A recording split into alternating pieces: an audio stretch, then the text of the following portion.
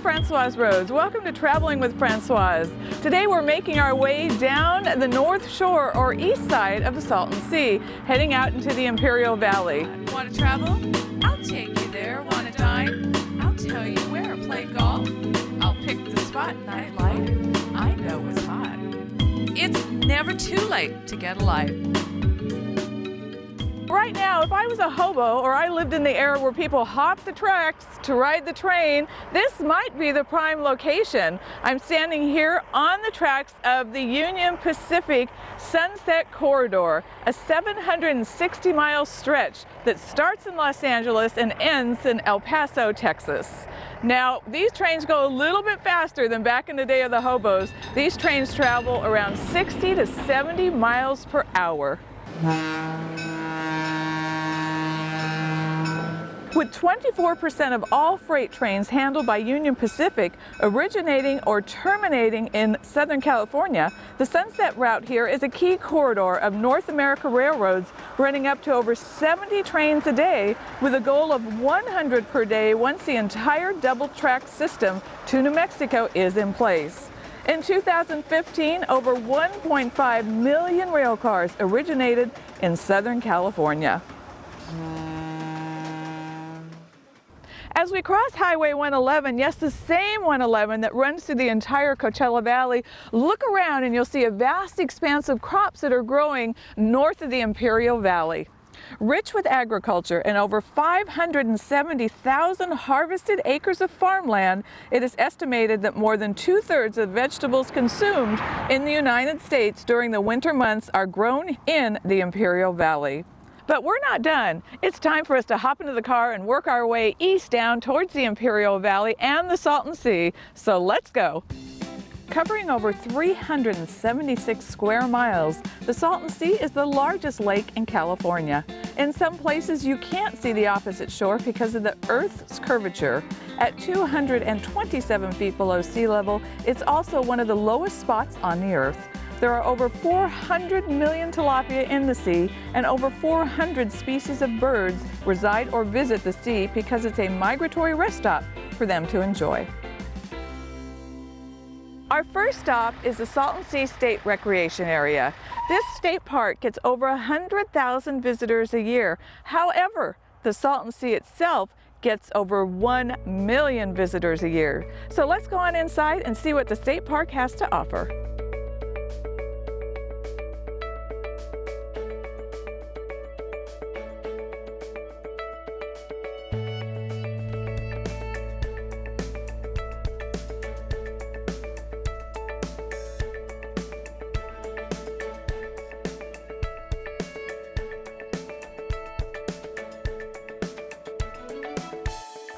Joining us now is Bill and Patsy Meister. Patsy is the current president of the Sea and Desert Interpretive Association. Welcome to Traveling with Francoise. Oh, thank you. This is great. Yes. So we're out here. I love the Salton Sea. It's so beautiful out here. And as you can see behind me, it's just gorgeous, a spectacular day. But there's a lacking in education about the Salton Sea. There's all the doom and gloom, but we don't want to go there because we're not trying to save the sea. You're with the Sea and Desert Interpretive Association. Patsy, tell us exactly what you do. Well, the association started in 1977, and what our primary goal is to help the interpretive and educational programs at both the Salton Sea State Recreation Area and now the Sunny Bono Wildlife Refuge. And what essentially we're doing is, if they need help doing their programs, we're there to help. And if they need like Pelican Days, we help organize it, and our volunteers will help put it on.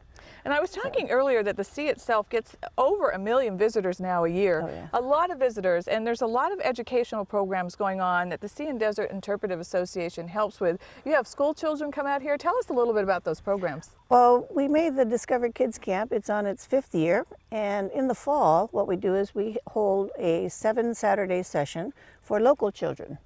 And it's just to bring them into the park, let the families know about it, and let them know that they can picnic out here and swim out here and kayak out here and do what they used to do in the past. And the children enjoy the curriculum, learning about the animals, the water. We even test the water on trips like that. And then we switch in the fall, in the winter rather, and schools come out in January and March, and we do the same program, 3 science lessons. It's a mini science camp. Kids rotate through it, and then we do a general session.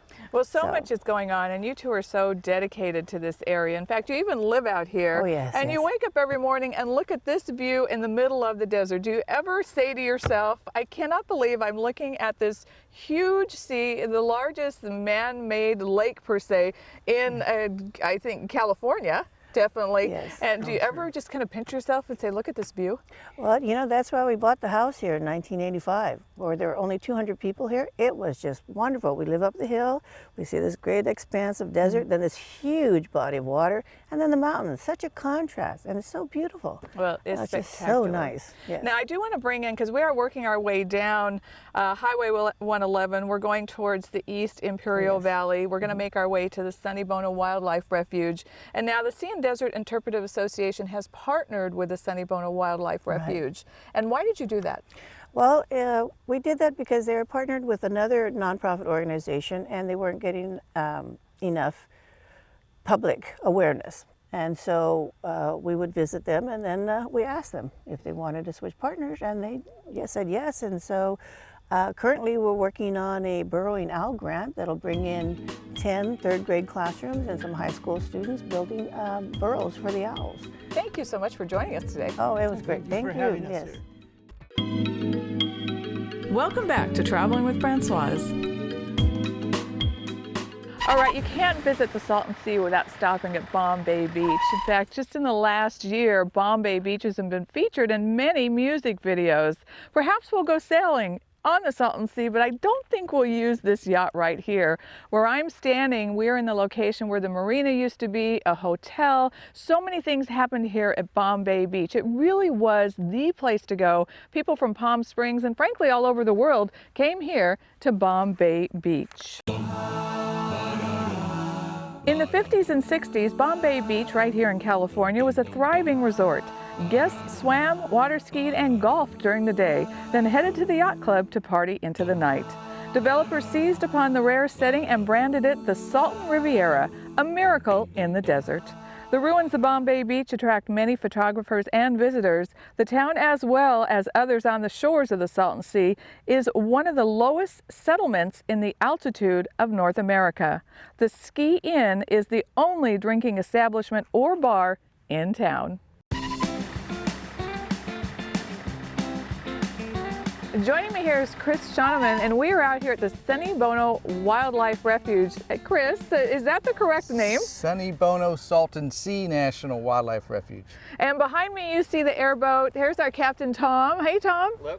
And we're going to take, this is such a treat. I'm so excited about this. I'm able to go out and show you what it looks like to be on the sea looking in. For all of you boaters and kayakers and people that think, well, maybe I don't want to go out on the sea, we're going to prove you wrong. So join us so we hop on this airboat and we will be cruising around on the Salton Sea coming out of the Sonny Bono National Wildlife Salton Sea Refuge. I think I said it all. Sonny Bono Salton Sea National Wildlife Refuge. All right, let's go. Now, how many birds? I hear there's about 400 species of birds that use this area, the Salton Sea and the marshlands and the fresh water ponds that you have as the stop. Is that correct? Yeah, we recorded over 400 species visiting here. Now, on any given day, you're not going to see that many. It's still the number of species on any given day that one of your viewers can see is going to be pretty high, higher than most places. And do you find that there are some species that just live here year-round? Oh yeah, yeah. Any season of the year, a bird watcher comes out. They're going to find lots of birds on the shoreline all year long. Yeah, we're amazed at what we see out here in the middle of summer. So let's name a few of the birds that are the most popular here. You'll see gulls, shorebirds, some waterfowl, ducks. Among those general names, a lot of variety, a whole variety of different gulls. A lot of people call them just seagulls. Well, no, we might have 5 or 6 different kinds of gulls here. Do some of the birds feed off of the tilapia that's here in the water? Oh, absolutely, absolutely. The pelicans, yeah, that's one of their main food items out here.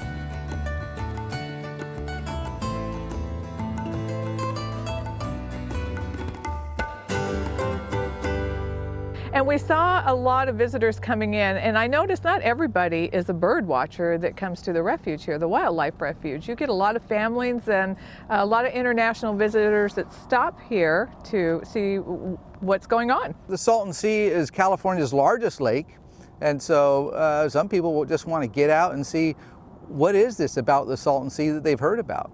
And so they'll come by, and we help them understand the nature out here in the Imperial Valley. There's also a little bit of geology to be learned out here with the old volcanoes, these hills that you see. All right, well, let's go to our next stop.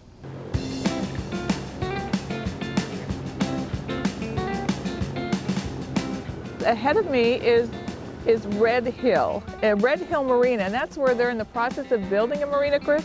One of the first projects to start the Salton Sea restoration process. And when I'm looking at the shoreline here, we're in the airboat basically right up onto the shore. It must be very, very gradual, the shores of the Salton Sea. Is it like that all the way around, this gradual incline towards the depths? Yeah, not all the way around. Most of the slope on the southern end where we are is very gradual, and tends to be a little more muddy than what you might find on the north end, like up at the state park.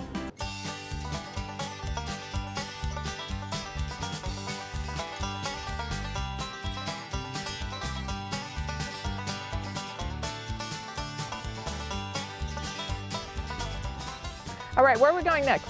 Okay, we're going to go up around the Alamo River, and we're likely to see more of these fish-eating birds like cormorants and pelicans and gulls, but who knows what we'll see.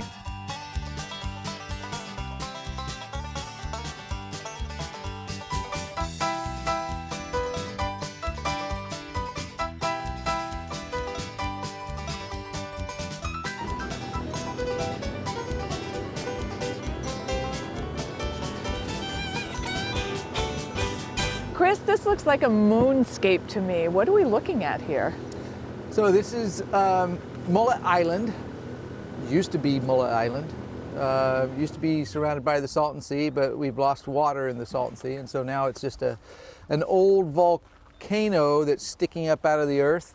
And while it was an island, used to be a terrific nesting island for cormorants, a type of bird that feeds on fish down here in the Salton Sea. And so you see a lot of their stick nests up there towards the top. There's hundreds of them, if not thousands. They're all over the island. And it's got a bit of a history. It used to have a mullet cannery. Mullet is a fish, and there used to be a cannery where they harvested mullet and put them into cans, kind of like sardines. And this is an old volcano. Isn't Yes. that something? Yes. Now this is probably for the more adventurous one of your viewers that gets out on foot or something. It's probably a mile or two hike to get out to here from the nearest road. And but if they're that adventurous, it's another example of the different treasures you can see out here on the Salton Sea. Okay, the mud pots, we don't want to miss the mud pots. This is an old volcano, and then a little ways away are separate. They're mud pots. They're hot water. It's literally boiling water, 212 degrees Fahrenheit, coming up to the surface, bringing up mud and other minerals and gases with it, and you can smell it. It's very primitive. It's the earth coming up. And it seems to be very popular when you go online and you just Google mud pots right here at the Salton Sea. That seems to be right at the top. Visitors do somehow make their way out there. Do they hike out there? Can they drive cars? The water level is changing out there, and it's flooded out the access road, and so now the people have to walk to it. Okay, it's about a mile out there from the road to those mud pots.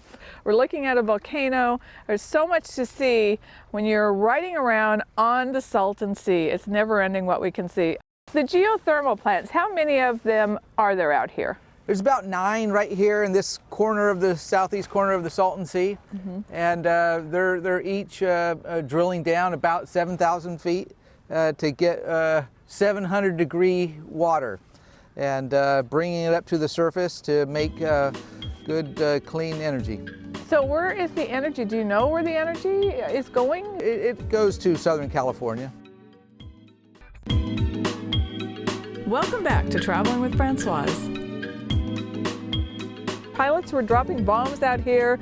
They were testing all sorts of different uses for war out here at the Salton Sea. Are there planes buried somewhere? In the 1940s, which I was not around at that time, the Navy trained out of San Diego and used the Salton Sea as a testing area to land amphibious aircraft, and as well as drop dummy bombs into the Salton Sea, and had targets out here. And some of the planes did not make it. They crashed into the Salton Sea, and there's a number of planes that are still lying on the bottom of the Salton Sea intact. Can someone dive in the sea?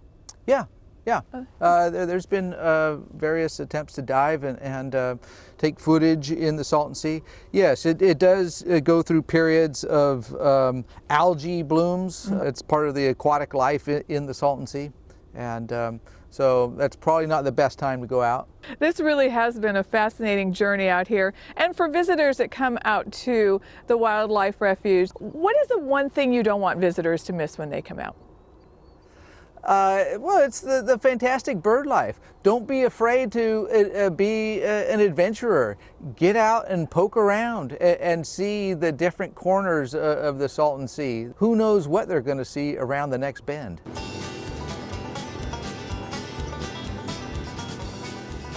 We're standing here on Obsidian Butte at the southern end of the Salton Sea. This is a piece of obsidian. It is beautiful. Chris, tell us about this area. We're surrounded. You can see the obsidian just sparkling up off of the ground. Right, so yeah, we're at Obsidian Butte, which gets its name from all this obsidian that protruded up to the ground about 2,000 years ago and formed the southernmost of the volcanoes here at the Salton Sea, of which there's a total of 5. Now, jewelry is made from obsidian, but what else through the time, what has been obsidian used for? Yeah, collectors will use it and make jewelry out of it, but historically the Native Americans collected it and made arrowheads out of it for hunting. Well, it is just beautiful up here. Of course, behind us is the Salton Sea, and you can see the birds out there, the sparkling obsidian. Now, since we are not on the Wildlife Refuge property, can visitors take obsidians for a memento, a keepsake? Yes, as far as I know, the Imperial Irrigation District, who is the landowner here, allows people to visit out here and take small samples for their own personal collection. All right, well, this is the piece I'm going to take, and who knows, maybe as we're working our way down the mountain here, I'll find some more obsidian. But you don't want to miss Obsidian Butte when you're visiting the Sunny Bono Salton Sea National Wildlife Refuge. Yay! Yay! Finally! All right, and then now to get out here, Chris, I just want to make sure that people understand they have to drive out here, or can they hike out to Obsidian Butte? They can drive out here normally. We've had some rains lately that have made the roads a little muddy, and but that's quickly drying out, and so your average passenger car can drive out here. All right. Well, Chris, I want to thank you for giving us a fascinating tour here of the Wildlife Refuge, the Salton Sea on the airboat. It really has been a fun day. Hey, it's an adventure for all of our visitors. I bet. Tell everyone when you're open here at the refuge. The Wildlife Refuge is open 7 days a week, sunrise to sunset. We have a visitor center that's staffed during the winter times, the cooler months of the year, 7 days a week as well, from about 8 o'clock in the morning to 4:30 in the afternoon. All right, and is there a fee to come into the center? There is no fee. There's no fee, all right. And you do have your visitor center there for people to come in and ask questions, get maps, give a little idea of where they're going to go once they're here on site. Yeah, and help them get steered towards places like this. If they're curious about Obsidian Butte, we'll show them where it's at on paper. All right, and don't forget to ask for Chris. No trip to the Imperial Valley is complete unless you stop at Slab City.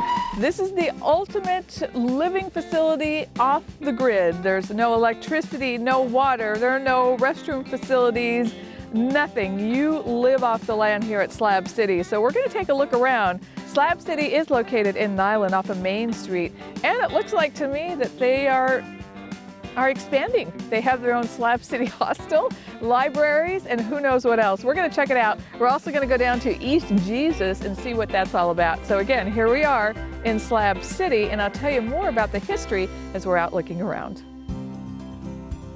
Slab City was founded in 1942 for the United States Marine Corps as Camp Dunlap, a place to prepare the corps for combat duty. The base was abandoned in 1956, leaving only the slabs. Migration started to Slab City in 1965 when a chemical company hired 20 men to harvest creosote leaves near Nyland, only 4 miles away. There is a group of around 150 permanent residents who live in Slab City year-round. Some of these slabbers derive their living from government programs and have yet to be driven to the slabs by poverty. Others have moved to the slabs to learn how to live off the grid and to be left alone. Still others have moved here to stretch their retirement income. The site is both decommissioned and uncontrolled, and there is no charge for parking. The site has no official electricity, running water, sewers, toilets, or trash pickup service. Many residents use generators or solar panels to generate electricity. How about East Jesus, which is in the same vicinity as Slab City? This is a sustainable art installation, obviously with the use of a lot of glass. You never know what you're going to find in East Jesus.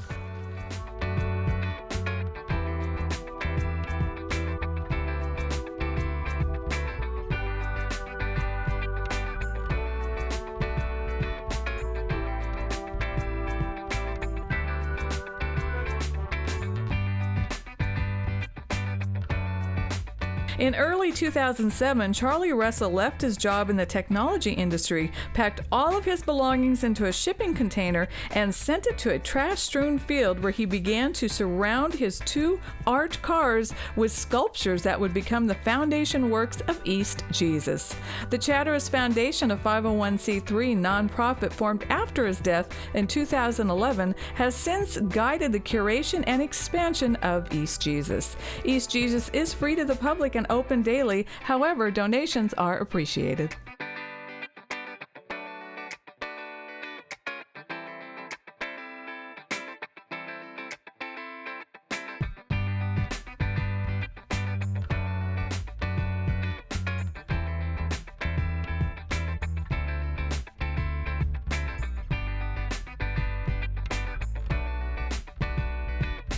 Little did anyone know that East Jesus is a member of the California Museum Association.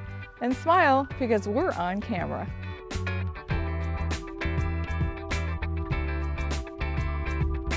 Here is the famous glass wall.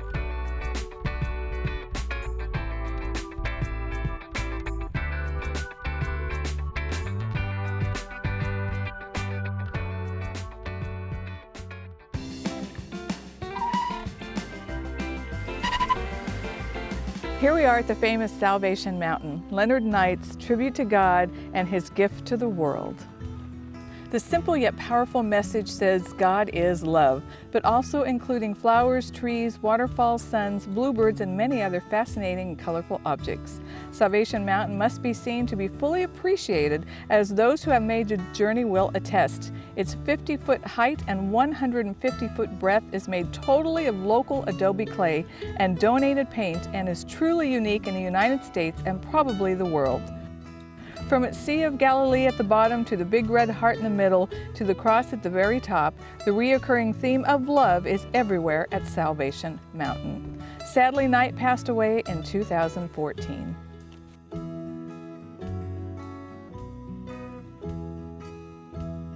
Salvation Mountain lives on with the help of Salvation Mountain Inc., whose primary objective and purpose is to preserve and maintain the work and legacy of American folk artist Leonard Clark Knight.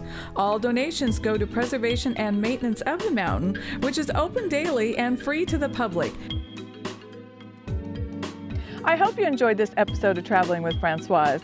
As you can see, there's beauty all around us. Sometimes we have to work a little bit harder to find it. Until next time, remember, it's never too late to get a life. Hey, want to travel? I'll take you there. Want to dine? I'll tell you where. Play golf? I'll pick the spot. Nightlife? I know it's hot. It's never too late to get a life.